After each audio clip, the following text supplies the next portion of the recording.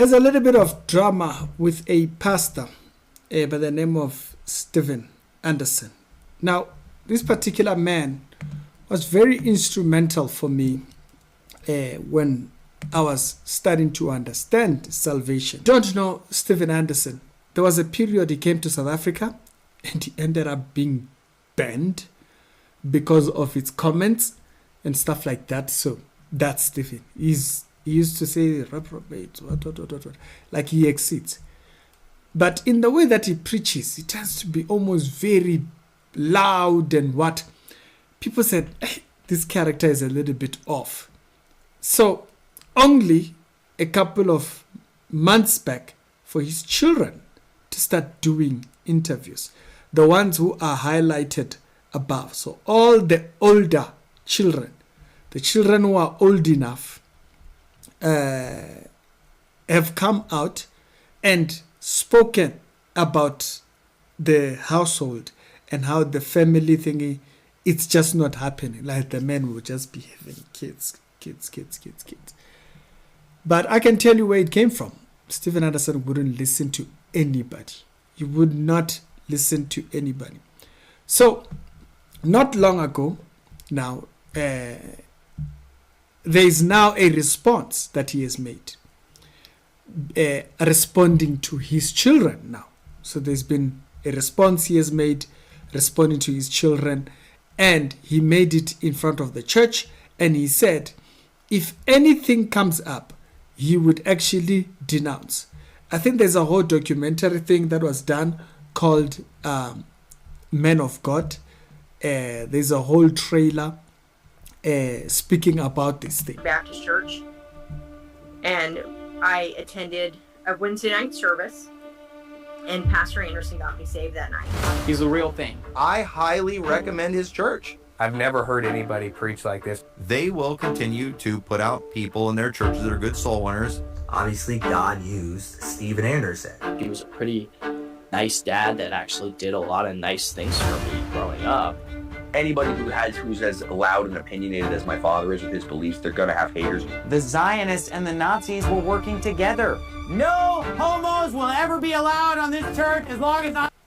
Yeah, so that was it. It was very loud. So there's a whole documentary that came up.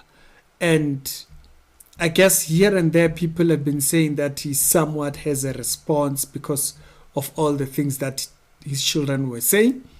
But now he had a message that that is posted online of him preaching.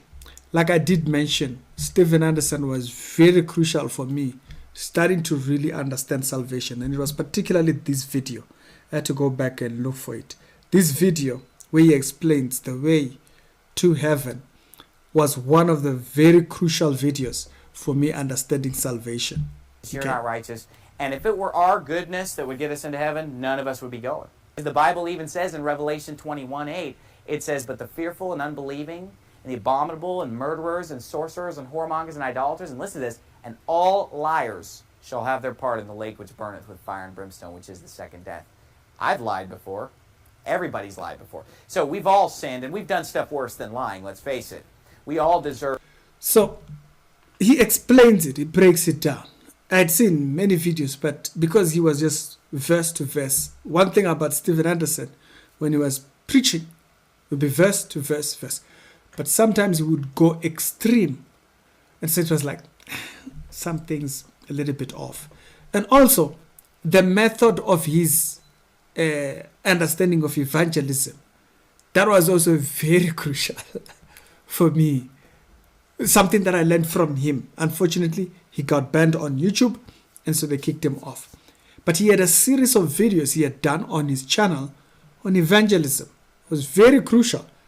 And he took the route of, it's not a church message you should pick. He said, it's almost, you have to lay it out almost as a conversation. It's the first time I hear a person put out evangelism in that manner of a conversation. So when I learned about evangelism properly, it was actually Stephen Anderson. That video was thing. Then I expanded from that, and I learned from Renee Rowland, if you've heard my story, and then Pastor Ralph Yankee. he has videos, tons and tons of videos on salvation, all of those things. Like, he tackles these subjects very deeply. And so, very instrumental. So all the other doctrinal positions, then I lend them under Ralph, and then mentors after that who affirmed this teaching. So, very instrumental. But because you are instrumental, if you refuse correction, you can step into deep dungeon era. Okay? Yeah. I said the same thing with the Erica video not long ago. Here, I'm going to repeat the same thing. So, because the kids are alleging some very serious things, abuse and mud and all those type of jazz, because they are alleging all those things, he is now come out saying that he would denounce, he would stop doing ministry if when correction comes, he should take. But Anderson wouldn't listen. They repent, I never want to see them ever again. And people are like, oh, you need to just make things right with your children, Pastor Anderson. You just need to just swallow your pride, be the bigger person. Hell no. Absolutely not. I never want to see them again. Man, the title of my sermon this evening is Why I Do Not Want to Continue Pastoring. Why I do not want to continue pastoring. Now, let me say this first of all. I'm not quitting today, and I'm not even saying that I'm quitting at all, but I want to be very candid with you tonight about how I feel about things and what I'm going through. And, God willing, I'm going to be back here on Wednesday night preaching, and I'm going to preach as many sermons as I can. But I want to tell you that I'm very upset about my situation. And if God does not intercede in my situation and fix my situation, then I do not want to continue. Let me tell you something. Over the past few years, I have become a very angry and bitter person on the inside.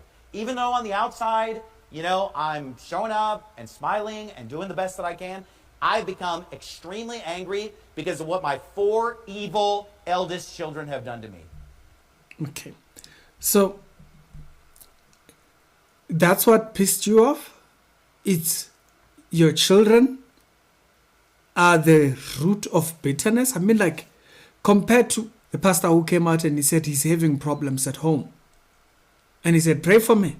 It's difficult living at home. You do not hear him saying that. He says, I've grown angry, I've grown bitter.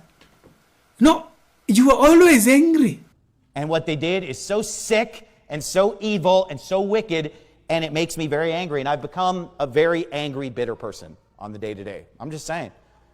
I'm just telling the truth tonight. Proverbs 17:21 says this, He that begetteth a fool doeth it to his sorrow, and the father of a fool has no joy.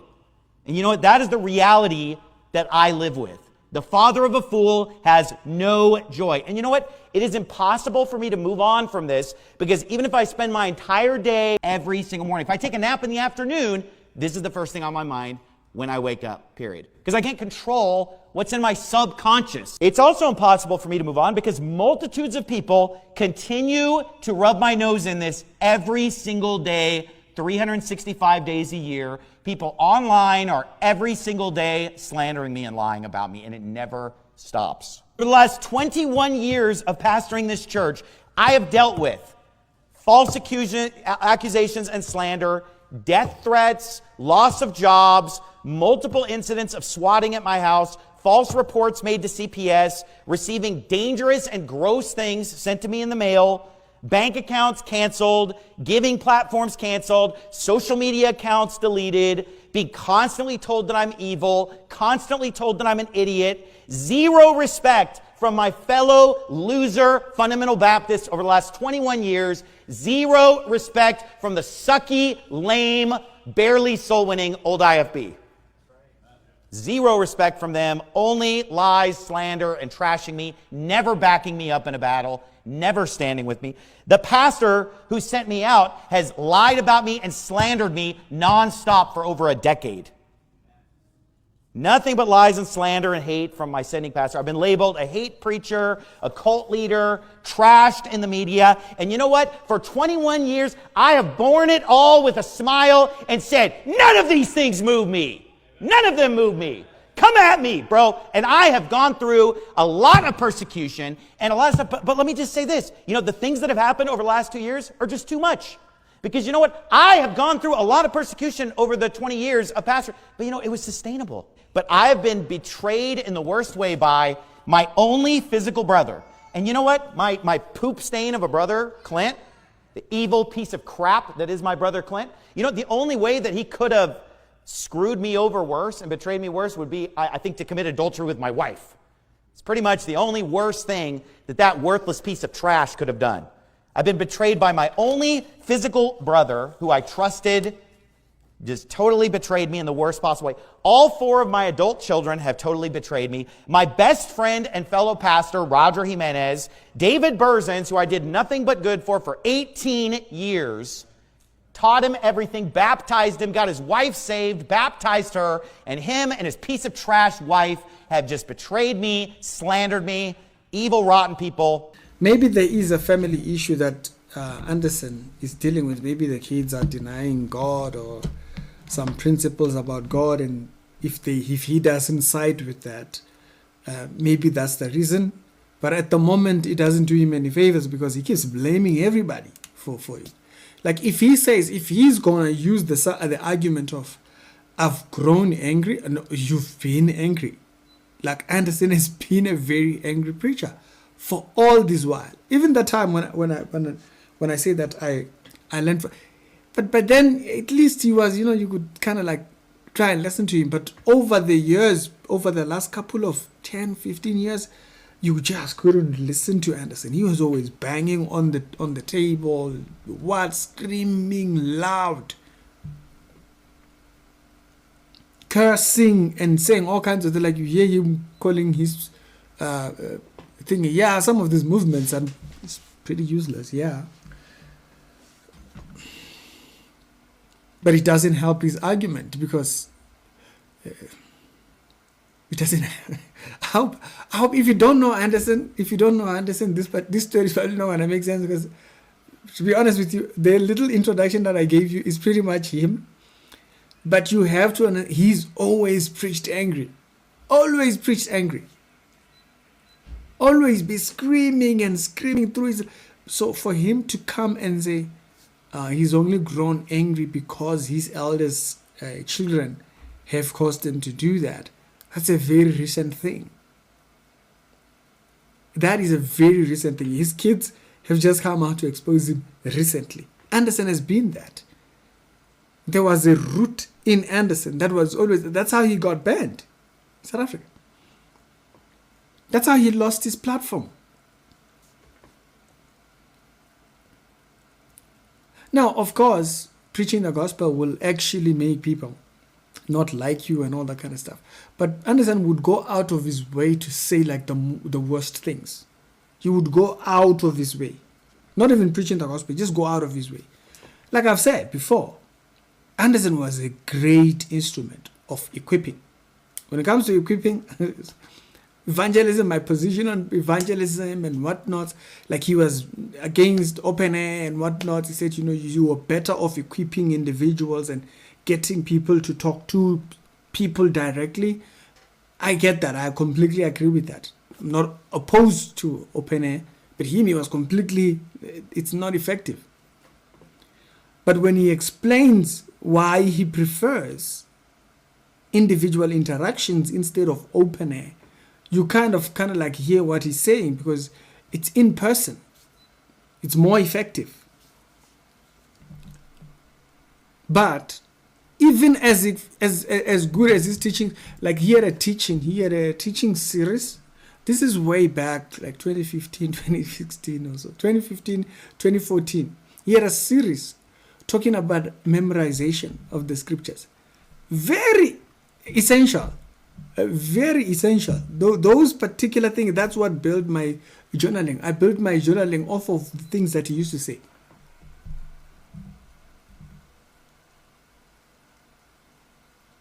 When you saw my Quran, the way my Quran is marked up, it's all ideas from the things that... Anderson was the person that I learned that idea from.